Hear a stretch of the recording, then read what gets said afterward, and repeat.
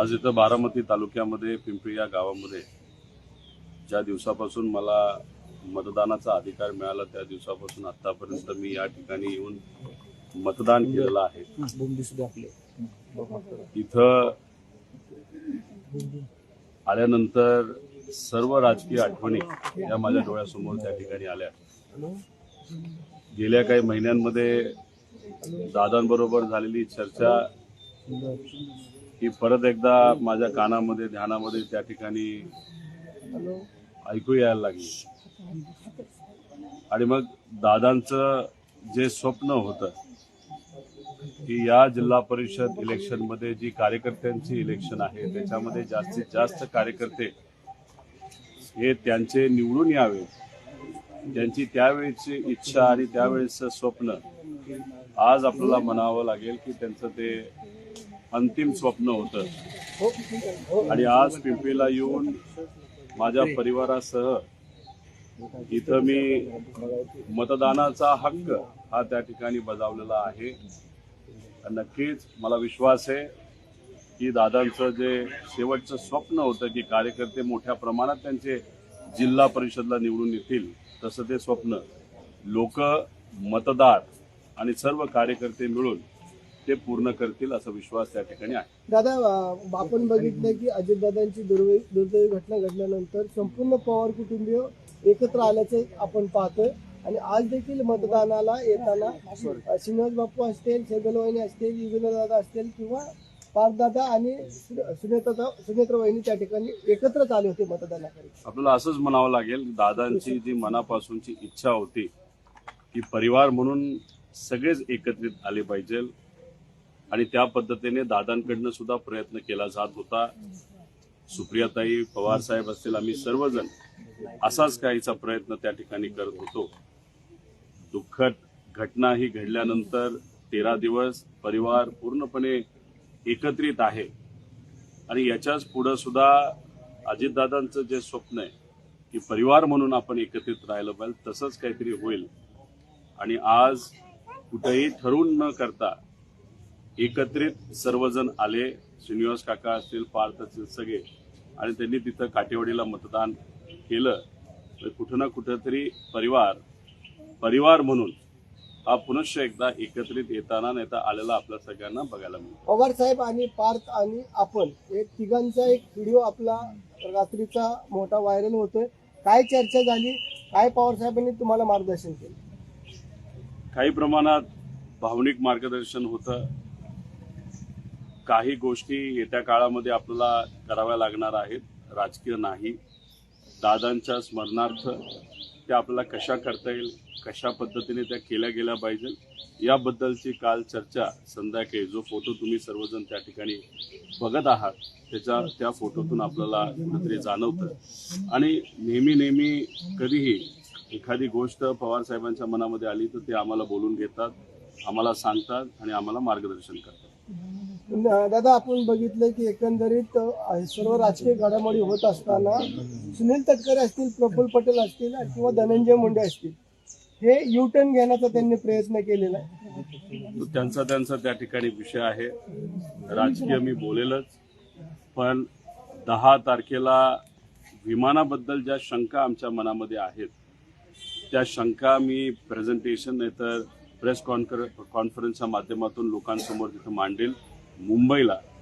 आणि 12 तारखेला विलिनीकरणाबद्दल काय घडलं, दादांची काय इच्छा होती हे मी 12 तारखेला मुंबईला प्रेस कॉन्फरन्सच्या माध्यमातून लोकांसमोर आणेल. आणि 12 तारीख का, तर त्या दिवशी दादांची एक इच्छा होती ती काय होती, कशी होती याबद्दल मी 12 तारखेला प्रेस कॉन्फरन्सच्या माध्यमातून विलिनीकरणाबद्दल मुंबईत नक्कीच सांगेन. दादांची इच्छा होती. सुनील तटकरेंकडून दादांचा फोटो फक्त वापरला गेलाय. सुमित्रा पवार किंवा इतर कोणाचाही फोटो त्या बॅनरवरती पाहायला मिळत नाही. त्याच्यामध्ये सध्या जोरदार टीका सुरू झाली. आता राजकीय मी इथं बोलणार नाही. विषय त्यांचा पक्षाचा आहे. त्या पक्षाला कसं वागावं, काय करावं, कसे फोटो वापरावे हा त्यांचा त्या ठिकाणी विषय आहे. त्यामुळे ते तसं का करतात, चुकून राहिलं, काय राहिलं हा विषय त्यांनाच माहिती. तुम्ही म्हणालात की विलिनीकरणाबद्दल 12 तारखेला तुम्ही बोलाल की नक्की काय घडलं होतं याबद्दल तुम्ही 12 तारखेला प्रेस कॉन्फरन्स घेऊन बोलाल. तर विलिनीकरण आता इथून पुढे होऊ शकतं का, की काही अडथळे निर्माण झाले? नाही, विलिनीकरण का होणार होतं, कशासाठी होणार होतं, दादांच्या मनामध्ये आणि आमच्या सगळ्यांच्या मनामध्ये का ती इच्छा होती, कशामुळे आम्ही सर्वजण प्रयत्न करत होतो, त्याला राजकीय अंग आहे का त्याला कुठेतरी भावनिक अंग आहे, हे सर्व मी 12 तारखेला त्या ठिकाणी सांगेन. आणि त्या दिवशी सुद्धा व्यक्तिगत मी म्हणून विलिनीकरणाबद्दल काय पुढं व्हावं होईल याबद्दल नक्कीच तिथं सांगेन. आता काय अडथळे येत आहेत? राष्ट्रीय अध्यक्ष होण्याबाबत काही चर्चा नसते.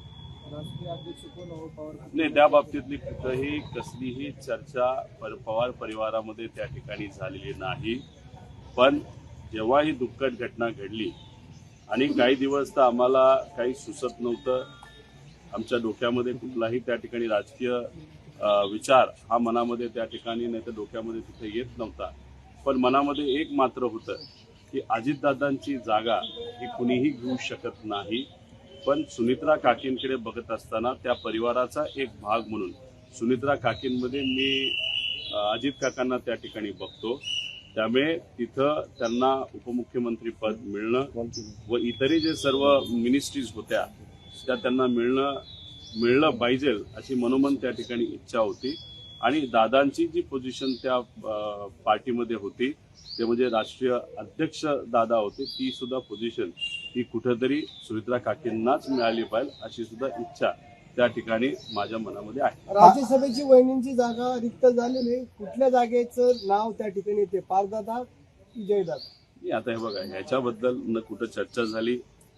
तसं बघितलं तो त्यांच्या पक्षाचा तो विषय आहे. त्यामुळे त्याच्याबद्दल मी इथं बोललं आणि आज बोललं हे उचित ठरणार नाही. नाही, रोहितदादा म्हणजे पार्थदादा असतील किंवा सुनेत्रा वहिनी असतील यांच्यासोबत विलिनीकरणासंदर्भात काही आपण माहिती त्यांना दिली का, किंवा त्यांनी काय माहिती घेतली का? कारण इतक्या सगळ्या गोष्टी घडल्या होत्या, पुढे गेल्या होत्या, अजितदादा आणि तुमच्यामध्ये बैठका झाल्या होत्या, 12 तारखेला काही गोष्टी करायचं ठरलं होतं.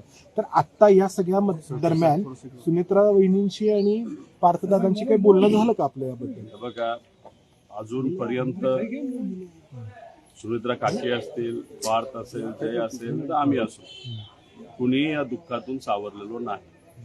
राजकीय विचार हे मनामध्ये दुर्दैवाने त्या ठिकाणी येत नाहीयेत, कारण की घटनाच इतकी दुर्दैवी त्या ठिकाणी होती.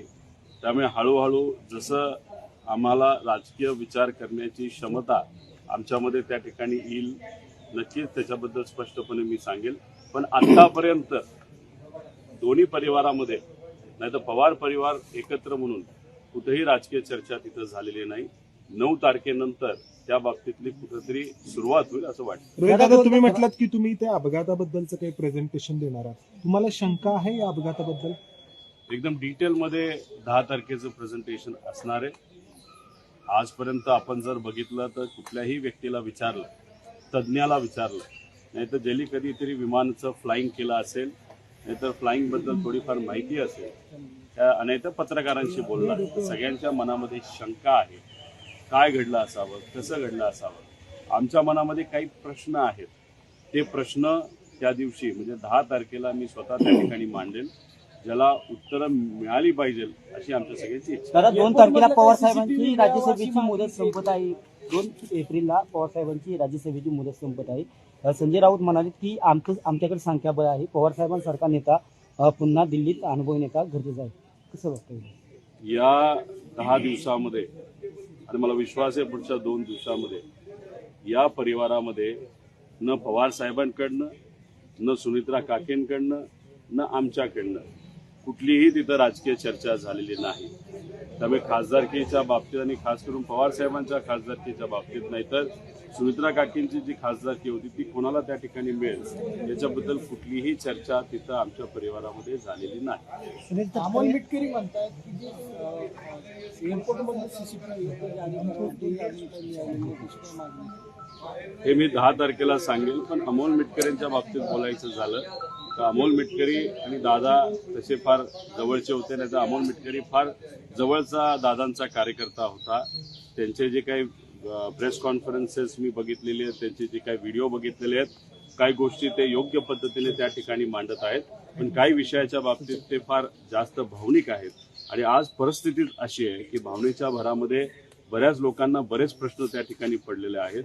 10 तारखेला मी तर भावनिक आहेच, पण मी जेव्हा प्रेझेंटेशन त्या ठिकाणी करेल तेव्हा सीसीटीव्ही पासून बऱ्याच गोष्टी त्या ठिकाणी वर मी भाष्य करेल आणि हे आपल्या सगळ्यांना त्या ठिकाणी कळेल.